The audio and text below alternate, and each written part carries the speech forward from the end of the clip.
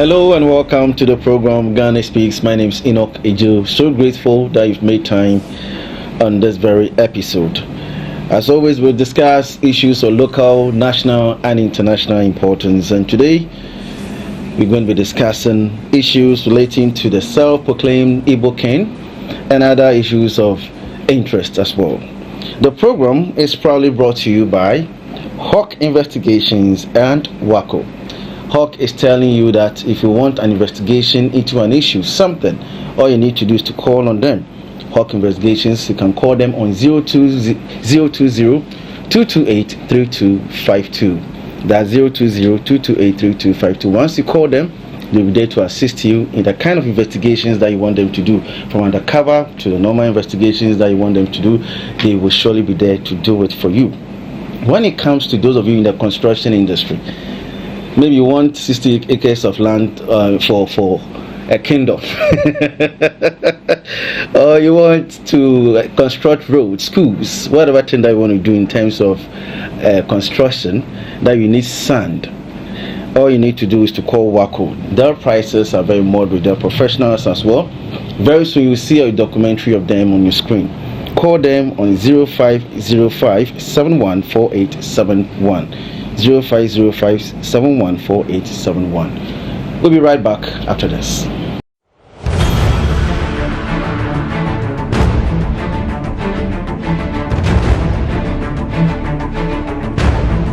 This is Hawk TV. Welcome back. Now, this issue that has to do with, that is easy. Jude Chukwade, Inhe Anetu. Yes, Inhe Anetu. That is your name.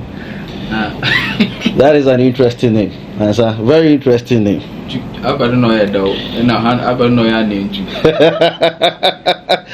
Whoa. The brother, I believe, understands what my guy is asking. Yeah, but I'm not going to go into detail into that. It's quite interesting. Now, Jude, there are things that you need to be, abreast of as far as our country is concerned. And for me, whatever thing I'm going to do today, I'll try my best possible to go into some areas. At least we'll look at you, Jude. We also look at the media and Ghanaians and Nigerians at large. So that at the end, we try our best possible to find the best means possible where we can all live in harmony and in peace and unity. It doesn't matter whatever place you come from, all of us are one people. That comes first. Nonetheless, there are things that we need to also understand when it comes to our country. We need to respect ourselves, we need to respect our culture, and so on and so forth. Now, you came to Ghana, we gave you a place of comfort, and then you said to us that you are going to establish or build a kingdom, a village, a kingdom, and then you called yourself the king of the Igbo people. If you care to know, this very country, we have a lot of kingdoms in this country, but we don't normally use it. You know why? Because this is a republic state. This country is a republic, state. It's not a monarchy state. We have revered traditional leaders like Ahumafia, Otunfo, the Dagbon King, and all those people. Now, Otunfo Setutu revered Asantehene, a traditional leader who is well respected not only in Ghana, across the world. We have a lot of history about that very, power.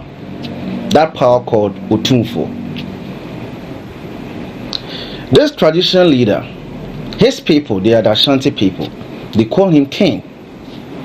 Yet in our country, some people have issues when they call him a king, because they say that Ghana is a republic. Therefore, a republic state cannot have a king and a president who is going to direct the order. But the challenge and the problem is that people many a time use phrases, titles without understanding it. To them, every traditional leader is a king. Symbolically and respectfully, you can use it to address the traditional leader that you revere so much. Therefore, Asantehene is a king to his people. Even that, a man who is respected, like that, many a time when people hear Ashantis calling him king of the Ashantis, some people get angry. Why are you calling him a king? He's the paramount chief. He's this, he's that. But Asantehene is the only traditional leader in this country, to the best of my knowledge. I stand to be corrected, to have made a statement that whatever thing that he has presided over, no court can turn it. Watch this video.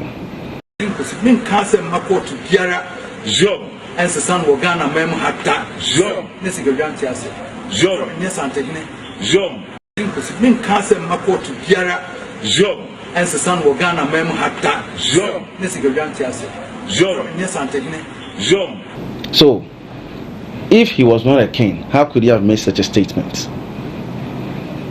That is a powerful statement for a powerful leader. Yet, some people have issues when they call him a king, because it's a republic state.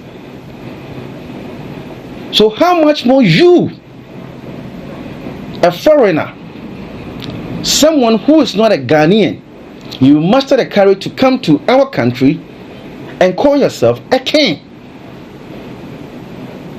A whole Asantehene, the revered traditional leader of the Ashanti people, a man we all respect so much, a man known around the world, when he's called a king by his people, some people or some Ghanaians become a little bit disturbed that why are you calling him this? Let me give you a reminder. There was a time we have a member of parliament called Asantehene, who used to work with Radio Gold, and another one who used to be a former member of parliament, Asafo. Now, some few years ago, they were all at the appointment committee vetting a ministerial nominee, and along the line, Suhene said that, or said something about Otumfo. In response, Asafo also said, point of correction, Asantehene is a king, not a paramount chief. Suhene said, oh, I didn't know we have a king in Ghana. And then at that point, the chairman of the committee, Joe Seusu, he did extremely well. He stepped in and said, well, we don't want this platform to be used for that. Whether you see him as a king or paramount chief, let's end here.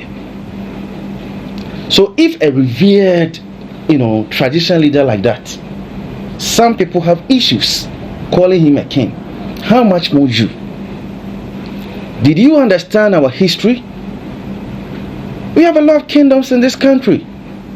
That's the Asogli states, or Asogli, kingdom, Ashanti kingdom, Apimu kingdom, the Dabon kingdom. What gives you the right to come to our country to call yourself a king? Now, you crossed that very line the moment you made that statement. So what you should have done was for you to apologize for what you said and what you did. Now this video, I'm not going to play it to the full length because it's all over the media. But there are some specifics I want people to understand. Listen to what you said. But I'm creating Igbo village, which has never happened in the history of the world among the Igbos in the world. As I'm talking to you, I've acquired 50 acres of land, that is 250 plus of land along the Flower Road, that is at Old Ningo area. But along that road, it's right on the road, I acquired 250 plus of land. My reason of acquiring this land is to build Igbo village in Ghana. I call it Amandi Igbo in Ghana. We'll build a village where we're going to build the palace of Igbo there, a huge palace. We'll build Igbo town hall there with about 2,000 capacity chairs and 100 rooms guest house. The essence of this guest house is most of the times our governors and our Igbo great leaders do come to Ghana, you know, they always go with their entourage. If they come to Ghana, they are going to set up a village for the Igbo people. You do this and people can buy properties from you and so on and so forth. Look, when you go to Nigeria, we have the Fante community. I'm a Fante. When you go to Nigeria, when you go to Lagos, you go to, other states, Abuja and so on. So we have the Fante community, Asante community, but none of them call themselves kings. Oh, the leader of that Fante association, the leader of that association. Because the moment you call yourself a king, it means that you have more power over the commander-in-chief. You have more power over all the traditional leaders. You disrespected our land by making such a statement. That is the bottom line. But instead, this issue has become more or less like a Nigeria-Ghana thing. No, this is you. This is not even an Igbo thing versus Ghanaians. This is you, Jude. It has to do with you, Jude Chukwu Ode. I hope I pronounced your name correctly. If I have not, forgive me. Jude Chukwu Ode.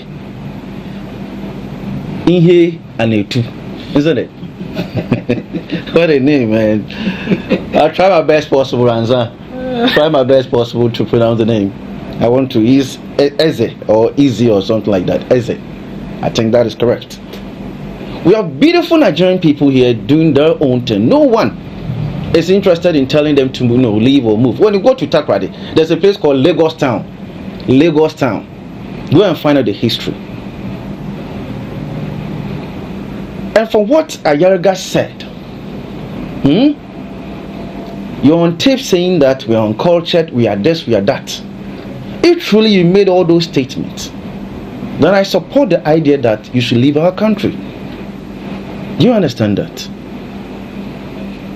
Before you came here, you should have understood our historical background, what our likes are and our dislikes. You need to understand the country. You do not walk into somebody's country and begin to make pronouncements like that. In any other country, probably you'd have been sent away. Long time. How do you come to our country? You put a camera before you, then you say that you are going to establish a village. People can come to you and buy. What the hell are you talking about? What are you talking about? Do not make this thing to look like Ghanaian Igbo problem. This is Ghanaian Chukwu Ode problem. You made a blunder. You made a statement that you shouldn't have. And you should apologize for it.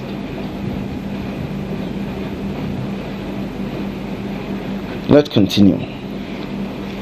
Now, according to you, this video that I played, you said these things way back in 2013, isn't it?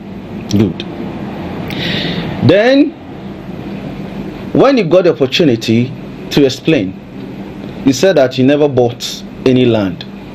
Let's watch this video as well. The video you are seeing on the internet that I said will build Igbo village was made 2013, 12 years ago. If you look at my age now, my age then, that time no small baby. And then you can see the video how young I was then 12 years ago. Now, we have no piece of land acquired in Lingo Pram for that project because it did not come to pass. Nowhere in Ghana we bought land for Igbo village till now till tomorrow. But it was so bad that some of our bloggers missing. Now, he said in this very video that you've not bought any land. So my concern is, I don't know why the media interaction that you had with the Ghanaian press, none of them asked you that question. What did you mean by that statement? You are either telling a lie or you are telling the truth. Because on one hand, he said you've bought a land. On the other hand, you said you've not bought any land. So which one do we take? You are contradicting and confusing your followers and creating problems for your fellow brothers and sisters. I know of beautiful Igbo people in this country. I'll show you a picture of one of them. Something that she's doing in this country. I know of beautiful Nigerians. But as journalists, when you get the opportunity to stand before the public, you have the responsibility to educate properly. Same goes for people who lead communities, groups, and so on and so forth. You have responsibility to make sure that when you travel to somebody's country, you listen, try your best possible to understand their cultural values, the do's and don'ts, what you can say and what you cannot say. But the challenge that people have with you was when you made a statement, you are a king and you're going to form a kingdom. For us, we have traditional leaders who are entitled to that very right, yet they hardly even say things like that. How much more you? So this is not an attack on you. You brought this upon yourself.